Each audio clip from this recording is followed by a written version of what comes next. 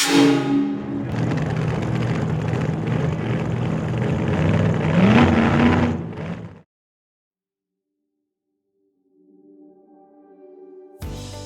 OEMTOOLS AC Flush Kit is used to remove contamination from air conditioning systems during maintenance.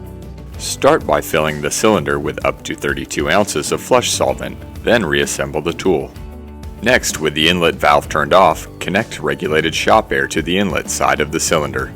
Once connected, turn on the inlet valve to pressurize the cylinder. Finally, press the nozzle flush to the inlet side of the evaporator or condenser and pull the trigger to flush the unit.